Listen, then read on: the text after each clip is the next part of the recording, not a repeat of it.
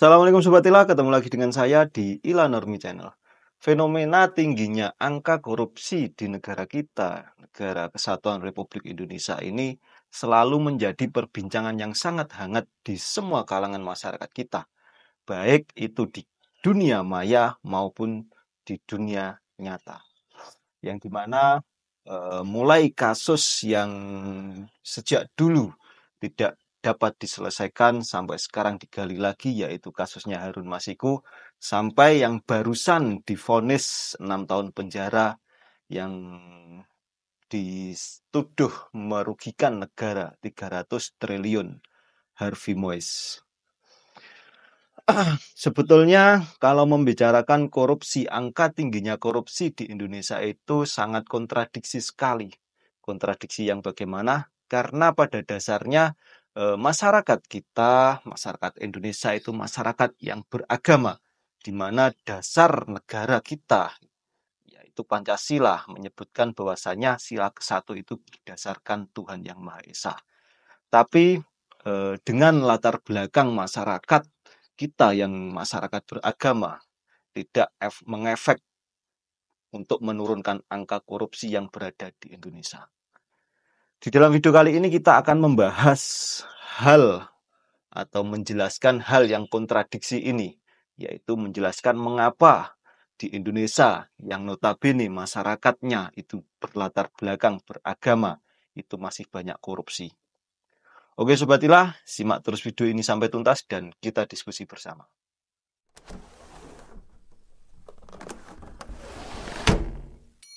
Jika kita mau berpikir yang lebih skeptis, tentunya kita dapat menjelaskan dan kita dapat mencari alasan atau mempunyai alasan mengapa hal yang kontradiksi ini terjadi di Indonesia. Hal kontradiksi yang bagaimana, yaitu yang dimana masyarakat Indonesia yang pada dasarnya itu beragama, masyarakat yang beragama, tapi angka korupsi di Indonesia itu sangat tinggi sekali. Berikut ini ada beberapa alasan yang menjelaskan tentang fenomena kontradiksi ini. Yang pertama adalah perbedaan antara keyakinan dan praktik. Agama di Indonesia itu seringkali ditekankan hanya pada ritual dan identitas saja, tetapi tidak selalu tercermin dalam perilaku sehari-hari. Maksudnya, penekanan keagamaan yang ada di Indonesia, di masyarakat Indonesia, entah itu agamanya A, B, dan C, itu hanya penekanannya itu selalu hanya di ritual-ritual dan identitas saja. Misalkan saya ambil contoh, ketika ada hari-hari besar, entah itu hari besar Islam, entah itu hari besar agama yang lainnya, di situ umat beragama sangat merayakan sekali, sangat hegemoninya sangat besar sekali. Tapi untuk mengamalkan sesuatu hal yang kecil saja, di mana di dalam semua agama itu kita disuruh untuk menjaga kebersihan, itu sangat sulit sekali. Yang itu bisa kita lihat di dalam masyarakat kita, bahwasanya persoalan tentang kebersihan, persoalan tentang sampah ini menjadi PR bagi masyarakat kita.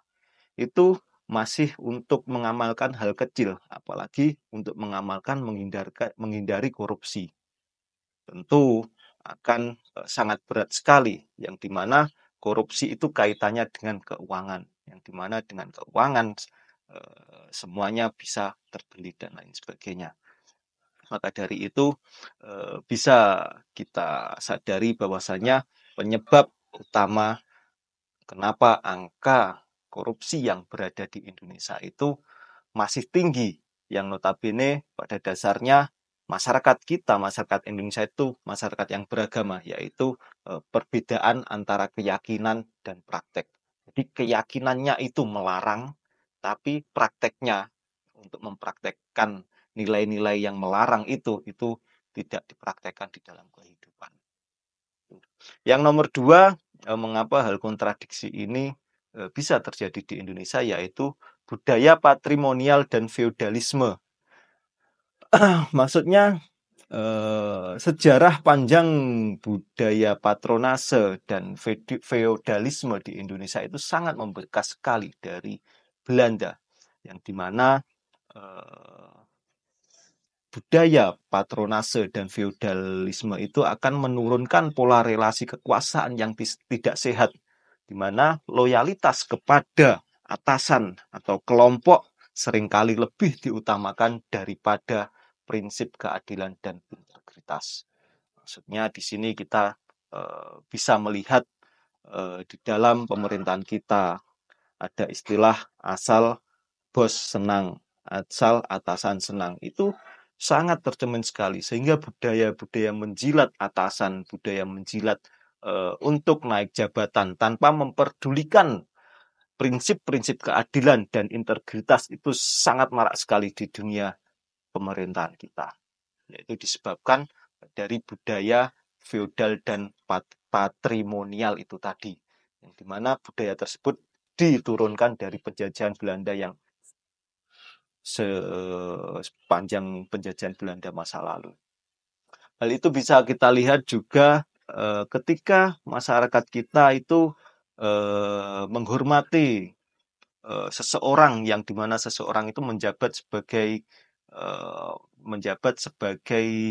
pegawai publik atau pegawai pemerintahan. Itu kalau masyarakat bawah itu sangat hormat sekali. Ketika ada seseorang yang mempunyai pangkat, itu penghormatannya sangat berlebihan. Lah dari penghormatan yang berlebihan itu untuk menjadikan dirinya diakui di dalam pemerintahan, itu ada istilahnya menjilat tadi. Jadi walaupun perbuatannya itu salah, walaupun perbuatannya itu tidak benar, tidak mengedepankan dari prinsip keadilan dan integritas, tapi itu akan dilawan karena yaitu tadi, hanya untuk membuat atasan senang, hanya untuk membuat bos senang dan lain sebagainya. Maka dari situ peluang korupsi, kolusi, nepotisme itu sangat tinggi sekali. Selanjutnya yang nomor 3 yang menyebabkan di Indonesia fenomena kontradiksi itu bisa terjadi, yaitu sistem yang tidak transparan. Maksudnya sistem birokrasi yang rumit dan kurang transparan menciptakan peluang untuk korupsi.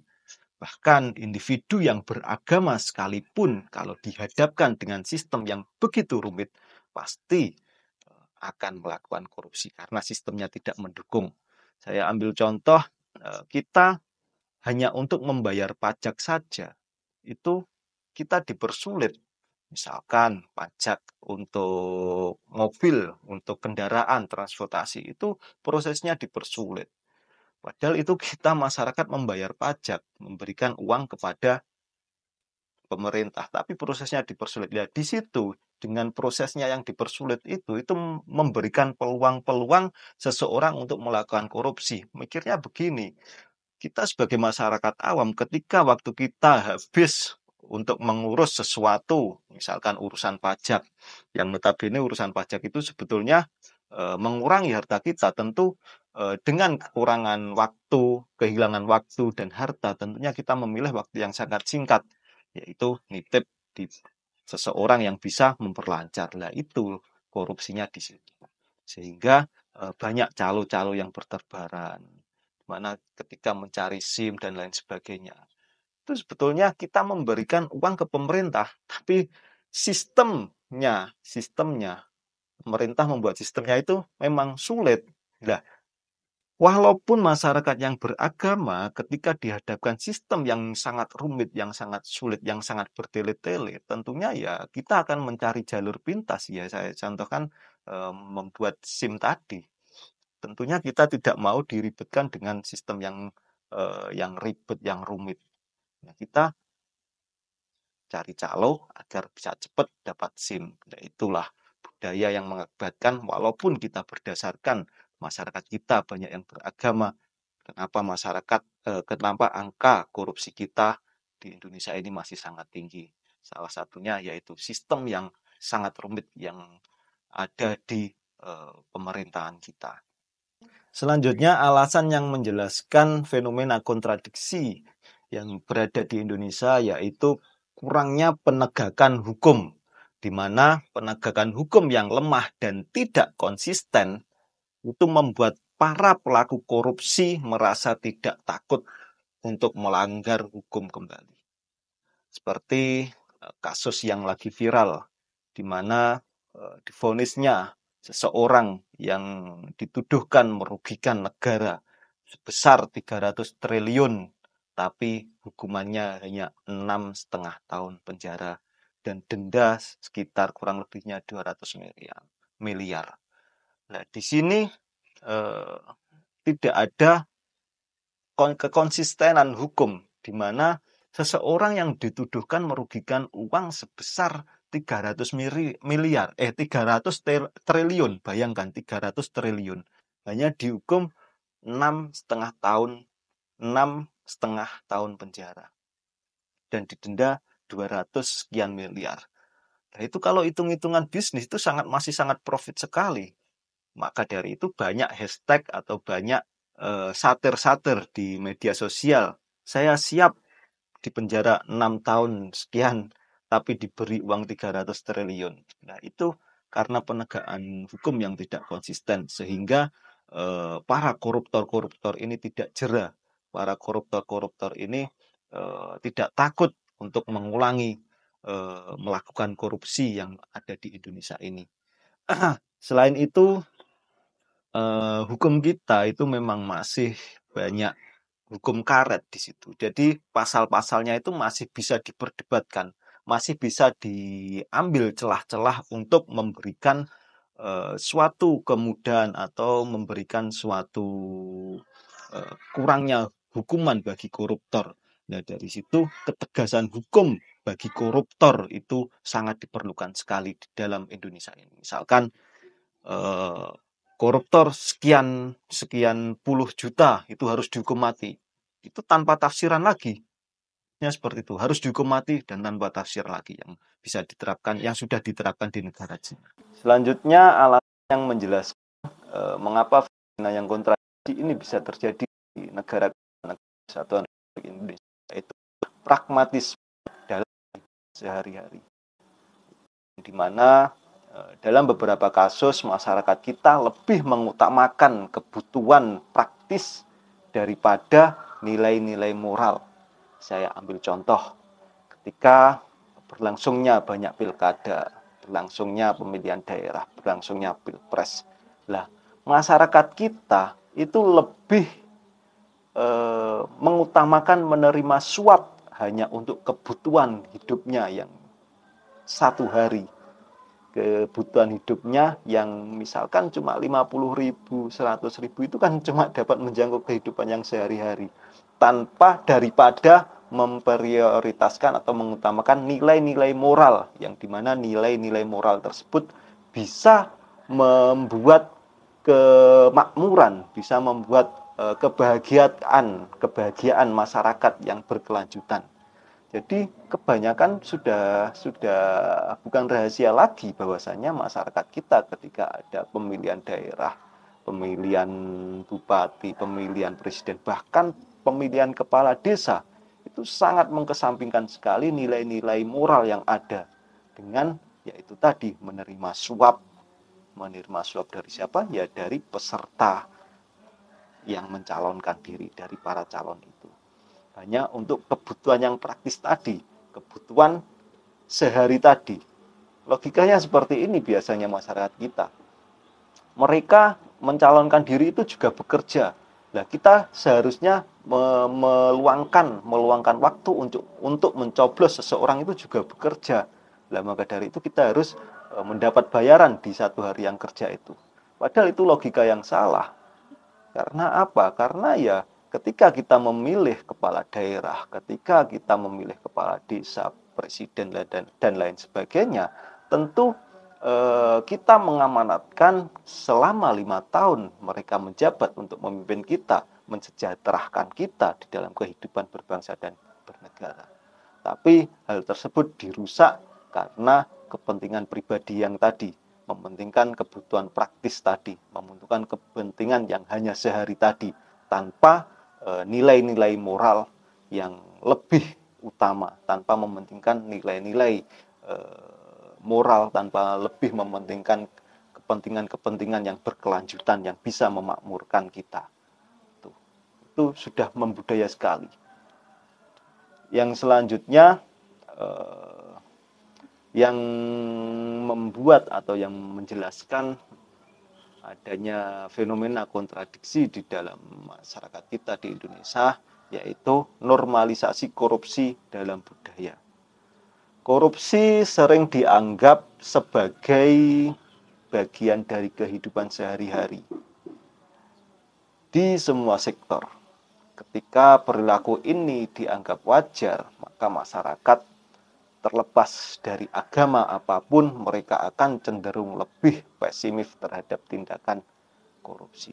Jadi ketika korupsi itu sudah menjadi budaya, sudah tidak tabu lagi dilakukan, ya seperti saya contohkan yang di atas tadi, menyuap, sogok, menyogok, korupsi waktu, dan lain sebagainya.